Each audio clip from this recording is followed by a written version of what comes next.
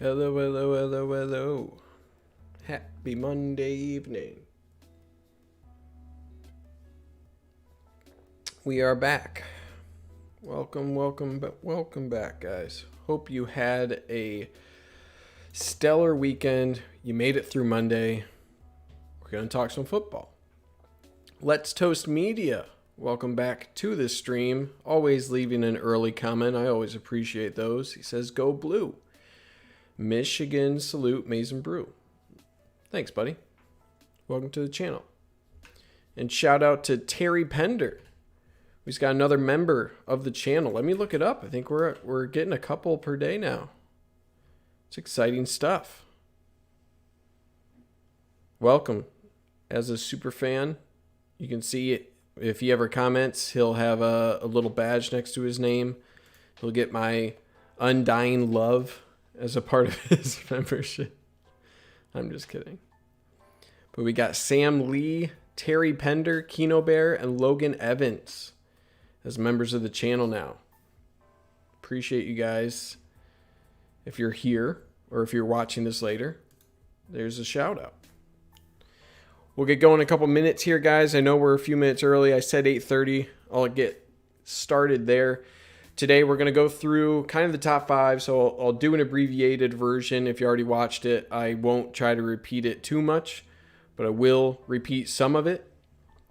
And then we're going to talk conference realignment, okay? With all the Texas and Oklahoma news, I'm finally up to date. I read through a bunch of articles. If you missed kind of all the news on what this conference realignment stuff is, there's a really, really good article from our very own Anthony Broom, the Broomster himself, looking at Big Ten's potential candidates for expansion. So I'm going to take a lot from that article because he did a really good job compiling all of that. Oh, Logan Evans is here. And look at Andrew Decker joining to the early access tier. Look at that.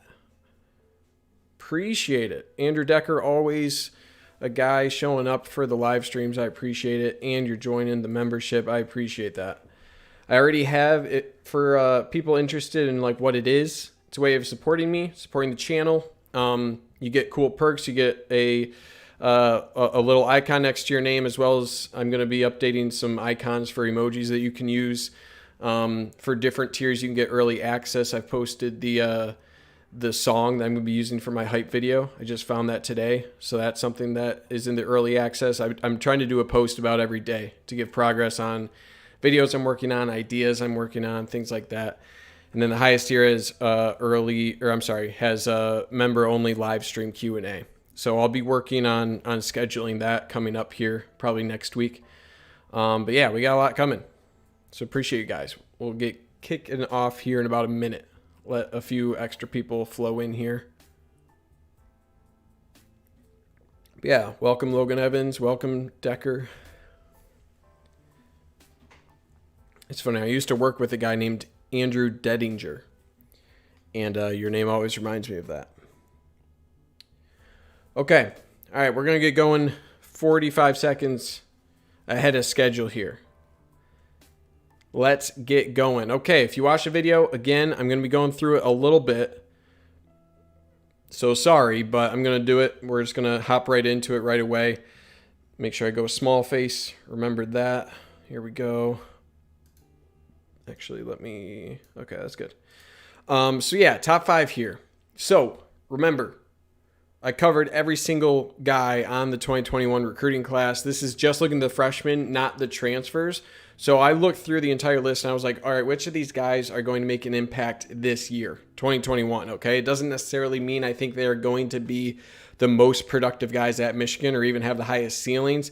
There's plenty of guys on like offensive line. I think there's a couple wide receivers that could make an impact. There's a lot of names that I kind of didn't put on this list strictly because the depth chart isn't favorable for their positions right now. Okay, so a lot of this kind of aligns with the bottom three or the most concerned position groups that I had going into the season. A lot of these names kind of fill those gaps in the roster and just fit well with Michigan. So there's a lot more priority on college ready, right? How college ready is their body and their skill set. as well as just being top ranked. So first guy, number 5. It's weird because I didn't expect to be a specialist, but it's going to be Tommy Doman. All right. He was essentially a 5-star specialist, kicker punter duo, a little bit better punter than a kicker. But kickoffs, good timing there. Kickoffs are where I think he's going to make an immediate impact. You have Brad Robbins, you have Jake Moody. Brad Robbins for punting, Jake Moody as kicker. Also, Jake Moody has been doing the kickoff duties. I mean, look at this guy. He just hit it damn through the field goal post on kickoffs, right? So my whole point here is you want your field goal kicker doing, wow, we hit the crossbar on that one. It was really fun. You want your field goal kicker being dialed in to field goals, okay? If you're focusing on the run-up for a kickoff as well as the run-up for kicking, your cadence can get a little bit messed up. You have to focus on 2 separate things as a specialist, right? They're both kicking, but they're very different skills and very different things you want, okay? So that's why I had Tommy Doman as number 5, because the better you can split up those duties, the more efficient both your kickoff specialist and your field goal kicking specialist should be. And they're kickers, man. I feel like you can always get one, right? Maybe not like a super top tier that Doman might be, but if you can make your field goal kicker that much more effective, I feel like that's a no-brainer. You got to do it. Absolutely, you got to do it. All right, moving on to number 4 here, Raeshawn Benny. Okay, I mentioned this guy is one of my favorites in the class. 4-star top 200 overall defensive tackle. A lot of people like him as offensive tackle, and that's where he's going to have quite a big impact. Or a lot of people were recruiting him as offensive tackle. Sorry. He's obviously a defensive tackle. It's funny. Now that I'm looking at it, I probably just included like a shitload of his offensive film talking about defensive tackle. But he plays with a mean streak, right? He's a really good player, 4-star. He's nimble and big. Okay. He's already 275 at 6'5", so he's got the size. And defensive line is just a position you need bodies, right? Rotate bodies that are college sized and college ready, and that's what he is. I had one comment mentioning Ike Uwana. He's like a 3-star, really underrated defensive tackle from the class, but I just think the athleticism that Benny has at this point, I think makes him a shoe-in at number 4. And then number 3 here, JJ McCarthy. Okay. I had JJ McCarthy as number 2 initially, but then I was like, he's backup quarterback. Can we back up real quick here and just say a quick prayer for this guy's ankles? Like, oh, look at that. It looks like he like fully broke that leg. Not really, but that poor kid, man. The notorious EDP, we're going to talk about that, okay? We'll talk in a bit. But J.J. McCarthy, backup quarterback at Big Ten Media Days. Jim Harbaugh essentially said, yep, he's the backup. This is the guy. I've talked a lot about J.J. McCarthy on this channel. He can do it all. So from a physical standpoint, he has the touch. He has the accuracy. He has requisite power to make it work right away. Okay, on a different Big Ten team, probably a handful, he would be the starter right away, right? Not this one, because you have Cade McNamara. Oh, I didn't turn on my ring light. I was like, why am I so dark? Does this help? Oh, God. I don't think that helps. Hold on. I was like, why am I so dark today? Okay, that's a little better. Just a faint little light. Okay. But yeah, J.J. McCarthy, backup quarterback. You need a backup quarterback, a serviceable backup quarterback. It's just about how quickly he can get there mentally, right? How quick can you actually ramp up in Michigan's offense? Okay. I don't think it's an offense that Jim Harbaugh likes to have people right away, like a true freshman starting. I don't think Josh Gaddis likes that either. At least doesn't seem so. But we haven't seen a true freshman like JJ. I mean, look at that throw. We haven't seen a true freshman who can make this throw with a collapsing safety, really tight window in stride like that. You know, that's a throw you can take advantage of right away at the Power 5 level. That just doesn't happen often. Okay, so he's a guy that could make it work. but he's only number 3 and not higher because he's slotted for a backup role in one where I have a lot of faith in the starter. I like Cade McNamara. I really, really do. So despite the high possibility for J.J. McCarthy to get significant snaps, it would take a poor performance from Cade McNamara or like an injury, and I just don't think that's deserving of number 2 because I think number 2 could crack the starting rotation, and that's Junior Colson. All right, Junior Colson out of Tennessee, top 100 4-star linebacker. Linebacker was number 1 on my top positions of concern this year. So when you consider that with his skill set, college sized already, he's like 230 pounds, 6'2". And this is the biggest thing I feel like I didn't emphasize enough in the video. He is learning the defense the same way that everyone else on the roster is. Okay. So despite being a true freshman, think of the difference. I'm just going to pause here. Really good ability to chase down from behind. I mean, look at that. He's just relentless.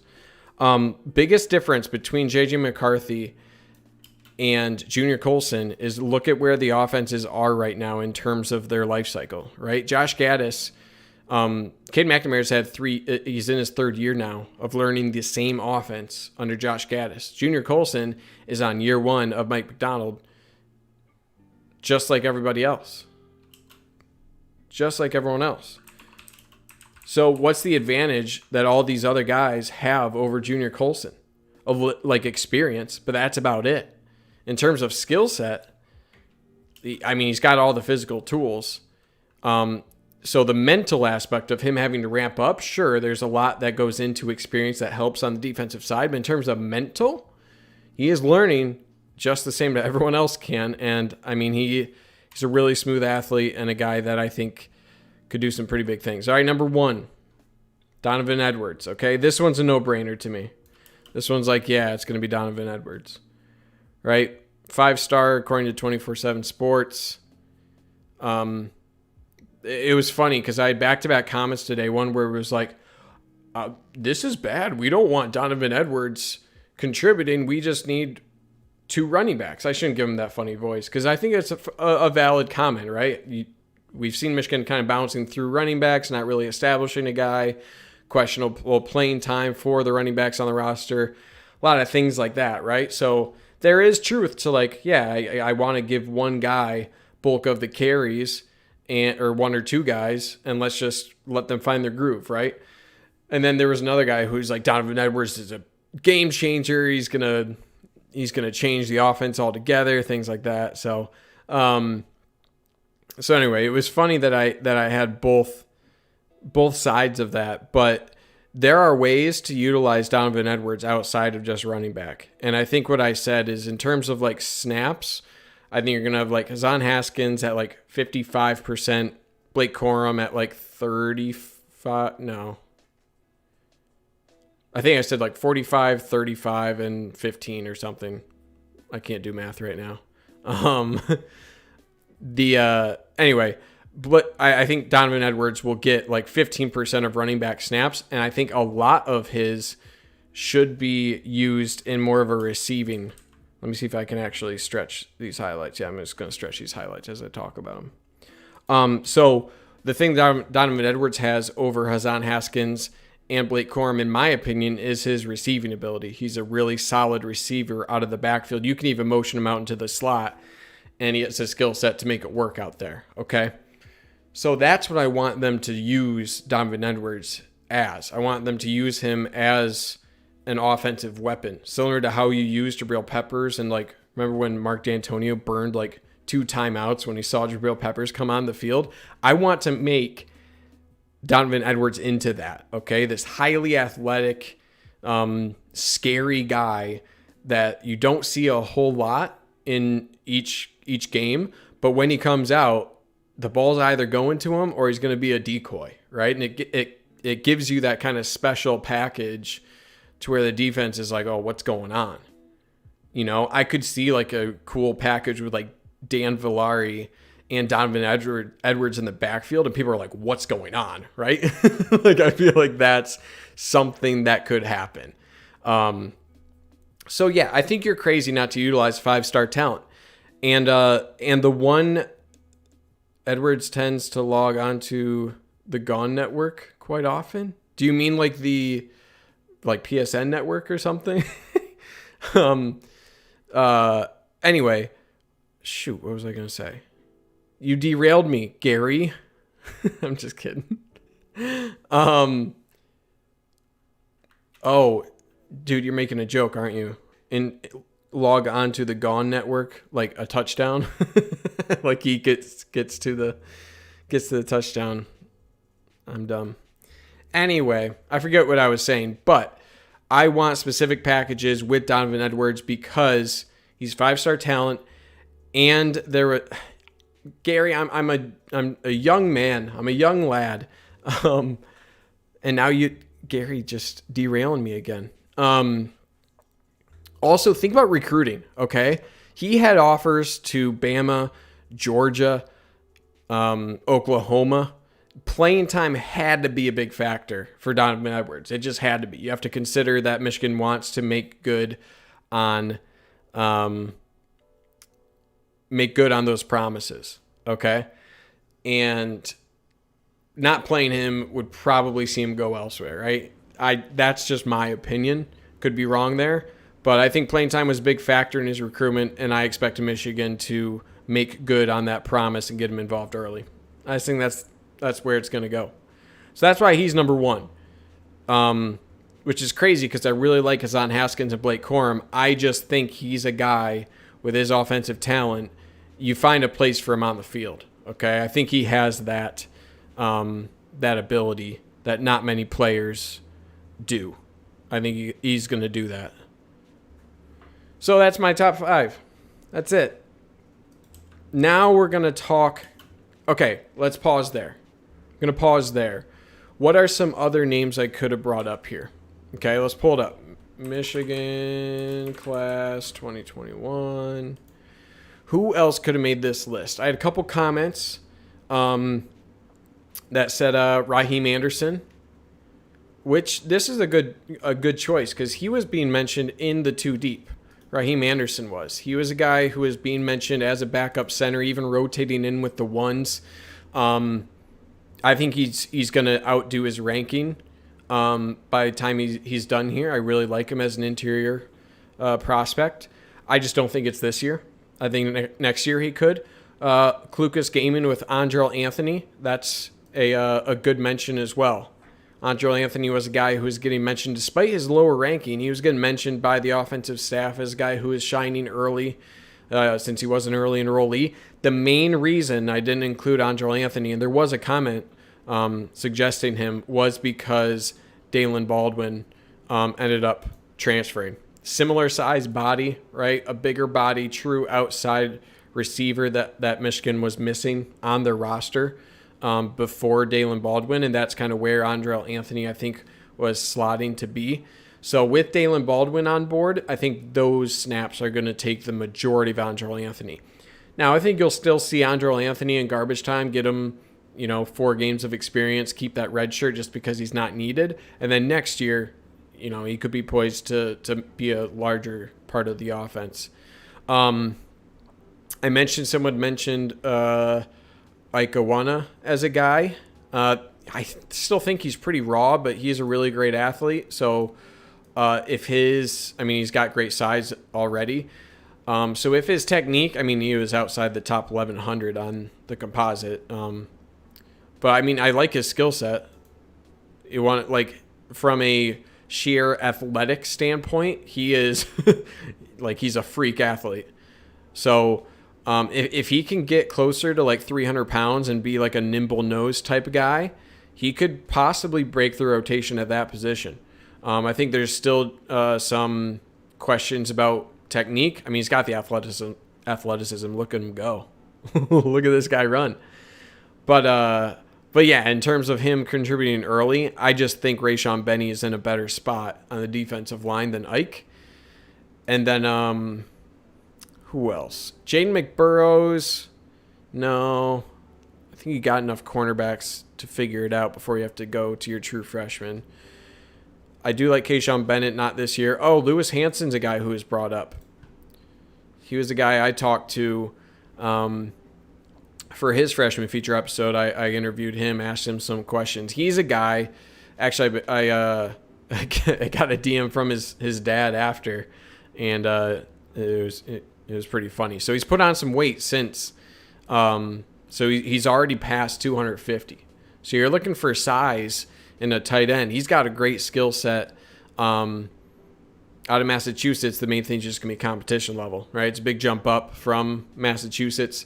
So how quickly can he get to that, and how quickly can he ramp up his blocking? Because he was a guy who brought in a really high skill set as a receiving tight end, but blocking needed a little bit of work, just a little bit of technique and size. So how quick can he put that strength to good use and learn blocking technique to be a reliable tight end, right? I think there's 3 guys ahead of him in Eric All,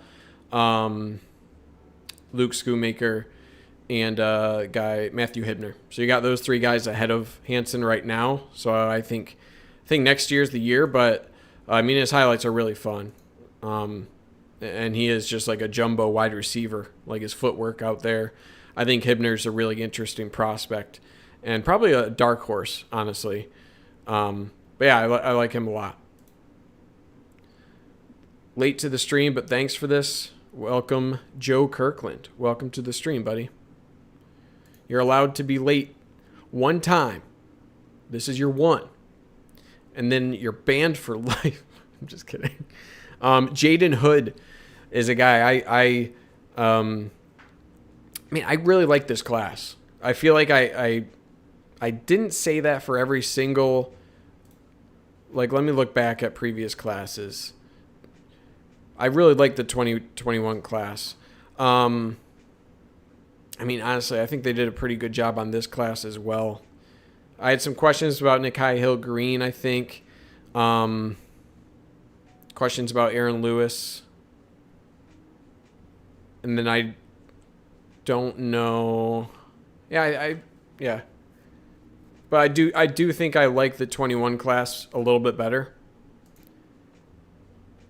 But the main reason Jaden Hood is not going to be, or wasn't on my top 5, was just because he wasn't an early enrollee. Think of how much time that you have as an early enrollee, right? You get like 3 months of time in camp with the team.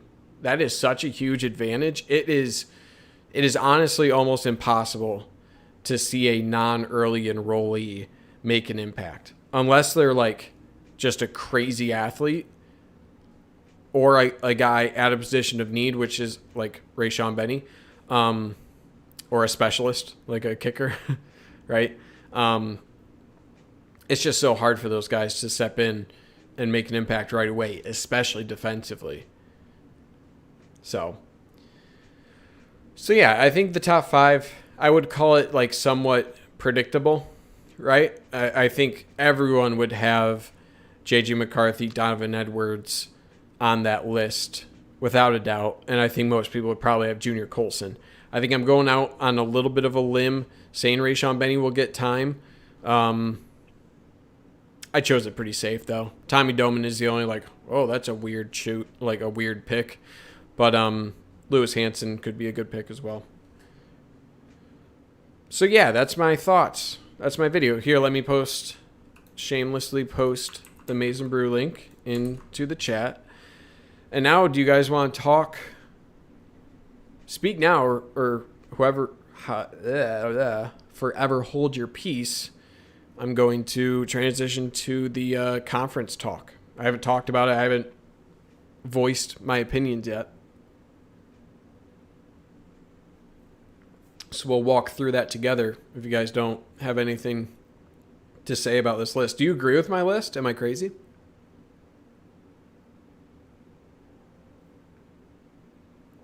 Could be crazy. I don't know. All right, let's go. Let's talk. I'm going to pull up this article because really Anthony did a really good job with this. I'll post this at the end as well, kind of similar to how I did the other one. It's a good habit to get into. So, how did this... Oh, okay. Here we go. Clucas Gaming. People forget that we are competing with OSU in 2019 before DP... Okay. I'm not going to say that. I'm not saying anything, But OSU has a pretty weak pass defense this year. Has gotten worse every year recently. Don't you do it to me, Clucas Gaming. Don't you be... There are no gaps on that team until I see him every year. Oh, there's no way that we're going to... they're not going to find gold with this transfer quarterback, Justin Fields. Oh, no. I'm not counting any chickens till they hatch. That's all I'm saying. Hold on, I got to text my buddy here. But, okay. I'll text him in a bit. Okay. Further examining Big Ten potential candidates for expansion. Okay. How did this all happen? Why did this all come up? I was heads down in work today, so I saw this after work, and I was like, what is going on? So this all started right here. Texas and Oklahoma made their intentions to lead the Big 12 Conference known on Monday by issuing joint statements saying they will not renew their grant of rights agreement when they expire in 2025. So by 2025, they're essentially out of the Big 12. All right, they're going to go to the SEC. They're bolting. They're getting out of the Big 12. They said, SEC, there's more money over there. Let's go over there. Let's do that. Currently, the Big Ten has number one revenue conference in the country. SEC getting Texas and Oklahoma would absolutely just put them to the very top of that list, okay? The funny thing is, you take out Oklahoma and Texas from the Big 12, who's your best football program? Right? It's got to be Iowa State at that point. It would be if you took Ohio State and Michigan. Those are the brand powers of the conference. It's like taking them out of the Big Ten. You're losing half or more of your branding power without those two schools. Okay, Oklahoma and Texas define the Big 12 at this point. So you're in trouble. Iowa State is only as good as they are because of Matt Campbell. And who knows? He might be somewhere else very soon. I would be shocked if he wasn't.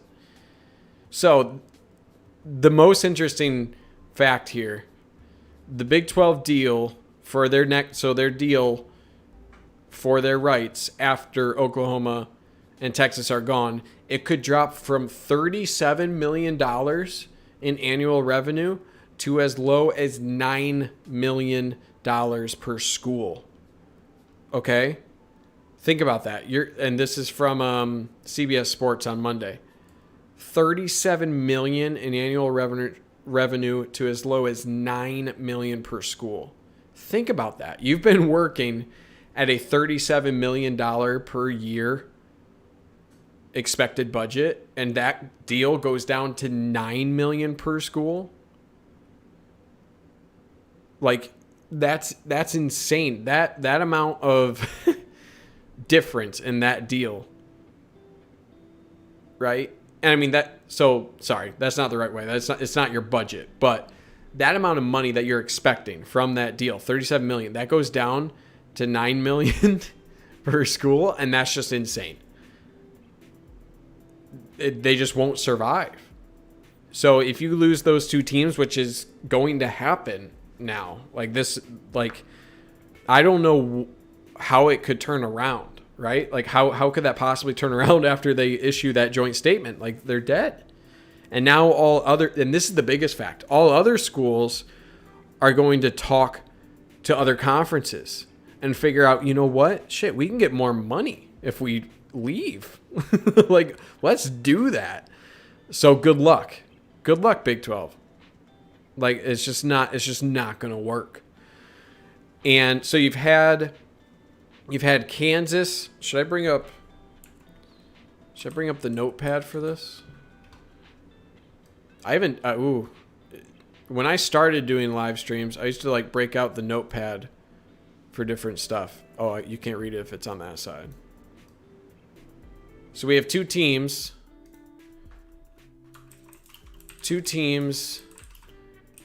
That, this is so small. How do I there we go. Two teams that reached out to Michigan. Okay. That is Kansas, Oklahoma State. Right? These are the two teams that reached out to Michigan at this point. Okay. Now, what are some other teams that we should possibly consider? You have Iowa State and probably Kansas State. These are ones that make most sense geographically. What are some pros of this? For Iowa State, Matt Campbell for at least, well, you probably would keep Matt Campbell there. So actually, if you're a Michigan fan, you don't want Iowa State to be in the Big Ten, because if that happens, he's going to get a huge pay bump, right? Probably. You have Matt Campbell and, you have rivalry, right? Rivalry with Iowa. And with Kansas State, you get nothing, right? That's how I feel. I don't want Kansas State. That sounds boring as hell. But two teams to reach out to Michigan. And then the two teams that probably make sense geographically. But I don't think geographically, I don't think that's going to make too much of a difference in this. It's going to be money.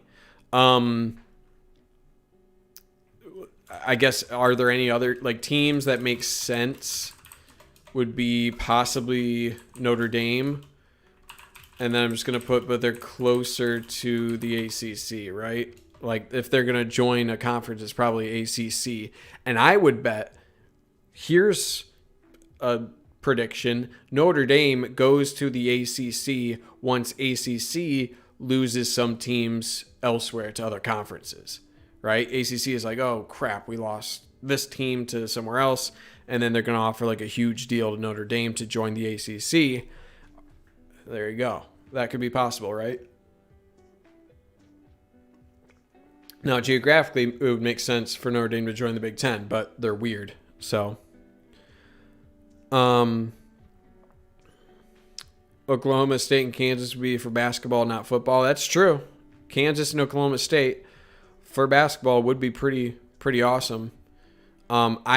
I'm going to end this with some of my thoughts. This is kind of stuff I've written out. I have additional thoughts at the end in terms of turning the Big Ten into the premier basketball conference. I think they have an argument they already are. But, okay, so, yeah. So one interesting thing, Adam Rittenberg of ESPN mentioned the Big Ten is only interested in adding AAU schools, so American Association of Universities, essentially good academic schools. Okay, so that would mean that a school like Oklahoma, for example, wouldn't meet that. Big Ten likely wouldn't turn down Oklahoma simply for the money, but I'll list them off: Iowa State, Cal, Duke, USC, UCLA, Kansas, North Carolina, Oregon, Pitt, Stanford, Texas, Texas A&M, Utah, Virginia, and Washington. Okay, so those are the schools that would fit within the AAU list of high academics that would fit into the Big Ten. Okay, now if there's a big school like Oklahoma, like I said, might be the exception. Notre Dame would be the exception as well. So here's my play. Go to the ACC. They make significantly less than the Big Ten, right? If it's a free-for-all, I doubt the ACC, if teams are changing conferences, maybe this isn't the right play. And maybe this is too far-fetched. I just want to see Virginia and North Carolina in the Big Ten, okay? This is just, if I'm just plucking two teams for whatever reason, those would be kind of fun, right? I mean, I get it. Kansas, Oklahoma State is the budget version of that, right? And because Big 12 teams getting them, they're obviously going to be looking for a conference. So getting Virginia and North Carolina would be a little far-fetched compared to the actual teams that are without a conference. I'm going to cough. You were warned. So Steven's choice, ACC robbery. Could you imagine the Big Ten with Virginia and North Carolina in basketball? Oh my God, that would be insane. I think these schools kind of fit in with like the Maryland and Rutgers approach of going to the East Coast. Kind of fill that, populate the basketball pipeline there. And there you go. So I think that would be interesting. There could be some like cool rivalries forming between like Virginia and Rutgers or something stupid, right? I don't know. I think it'd be kind of fun. If I had a choice, I would do those two. Otherwise, I would probably do like Kansas and Iowa State. I think that'd be kind of fun. You could maybe do let's say Oklahoma State and Iowa State. Okay, I think that'd be pretty cool. You get the basketball play with Oklahoma State. They're sometimes good at football. And then Iowa State, you get the rivalry with Iowa and Matt Campbell. Okay, so if I'm plucking two teams from the Big 12 that are not like Texas and Oklahoma, I would choose Oklahoma State and Iowa State. I think those would be my two teams. I'd be like, yeah, I would welcome them with open arms. But like I said, I don't think geography is going to be a thing. I think that could be a thing of the past, right? That was just kind of like before it, like, yeah, it made sense. We had to take trains to our football games, right? So, it'd be pretty cool to do like Washington and USC. How cool would that be? Or even, honestly, it'd be pretty cool if you could take USC and UCLA. That'd be pretty awesome.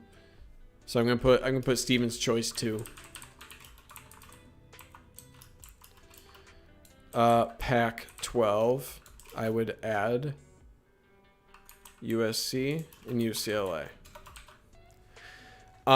That's a good point. I was thinking about how would the Big Ten divisions switch if that were the case.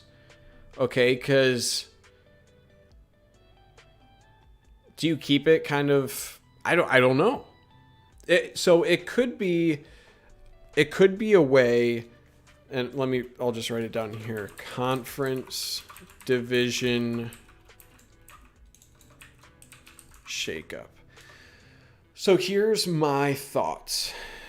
They could, and they probably should, switch up the divisions. Okay, they're not very even right now, and I know that goes in waves, right? Like in 5 years, it could switch drastically, and we'd all be in a different scenario and stuff. So I understand not wanting to change divisions based on current balance. Okay. But what if you do like one of these or one of these, okay? Geographically, if you take two teams from the ACC, you want them in the Big Ten East, right? You want them there. Similar if they're from the Pac-12, it just makes sense for them to be in the Big Ten West. Okay, so that's the first thing to consider, where when you have more exaggerated shakeups, like a team from the Pac-12 or the ACC, I think they would still prefer to have it as a geographical split. So in either of my choice scenarios, you'd probably shake them up. And honestly, this sounds more fun the more I look at it compared to this. But anyway, so if it's one of these geographical, if you're taking teams from the Big 12, that's where it gets interesting, because it's like, yeah, they're both just kind of south, right? It probably makes sense for them to be more in the Big Ten West, but it's not as exaggerated, right? Like it's a huge deal. It's a much bigger deal if teams from California are flying to Rutgers, right? Than it is from like, Texas or Oklahoma, whatever. Can't take ACC schools. Contracts end in 2030. Oh, that's fair. That's true. Clucas Gaming, do you think the conference shakeups are inspired by name, image, likeness rule, or was this bound to happen? That's a good question as well. I think that probably had to be a part of it. Right? It's not like, I don't think it's the thing, but it probably did push it over that, right? Because the amount of money poured into college football is just insane. So a move to one of the premier conferences, from a dollars and cents perspective, it makes sense. And it's only gotten more separated over the years. So yeah, I think it was bound to happen simply by the insane, just kind of the disparity in brands between the Big 12 and the SEC in terms of conference awareness, right? And branding power of the conference. I think that was likely to cause this regardless, but it had to be accelerated because of the name, image, likeness rule. That's my take on it. JR, USC, and Stanford. Well, yeah, Stanford. I don't know why I didn't think of them. Oregon and Washington. Create smaller divisions, man, similar how the NFL does it, and rotate divisions. That'd be kind of cool. That'd be pretty fun. Yeah, you do. Yeah, you can do 3 separate divisions. Basketball doesn't make nearly as much money as football. Football is what matters most, but I agree basketball would be interesting. Yeah, I mean, that's why I think the USC and UCLA fits best from kind of both football and basketball. And their branding is just so strong, and they're both extremely good academic schools. So I think USC, UCLA, that's probably why it takes the cake over Stanford. Stanford just doesn't have as, they got plenty of other stuff going on at Stanford. But yeah, it would be cool if you kind of did that. It's going to be weird, man, because now this is going to kind of set a precedent where I don't know how often you're going to see these shakeups, but I think they're bound to happen now in the future. Because once it's been done, right, it just needed a lot for it to finally spill over. Now that this will have been done, there's going to be, after the 15-year agreements, whatever, whenever the contracts expire, why not, if you're a school, check other conferences? Which ones can I get into for a bigger payday, right? Think of what that extra money can do for your program. For the conference overall, it's just money. People want more money. It's a business. So I think that's gonna be a thing now. They're gonna try to make these deals as long as they possibly can, and then you could see a conference shakeup once in a while, right? Because travel's getting a lot easier. With all the money, you could fly teams more and not do buses and stuff. So, I don't know. I think it's going to be a thing in the future as well.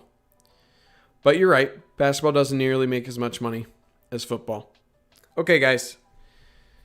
Couple minutes here for any final questions. I'm going to go work on probably the preseason hype video. I got to start crocking away at that.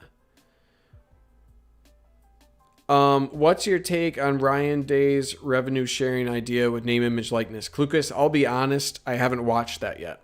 I need to watch that. I saw one thing on Twitter about that, and I just haven't spent the time on that.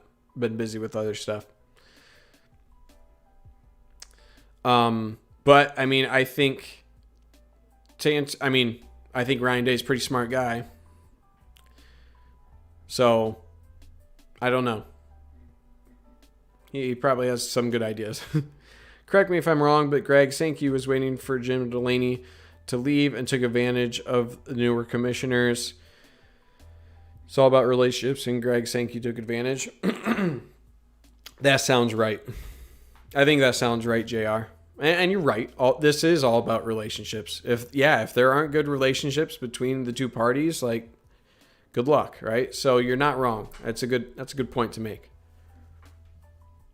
All right, a couple more questions, and then I gotta skedaddle out of here in a bit. By the way, thanks again, Andrew Decker. Joined the early access tiers. Posted a few posts in the past couple of days for that. I'll be sharing my next live stream idea tonight. That live stream will be on Wednesday, 8:30 p.m. I'll share it for members of the channel. If you go to the channel, press join. That's how you become a member.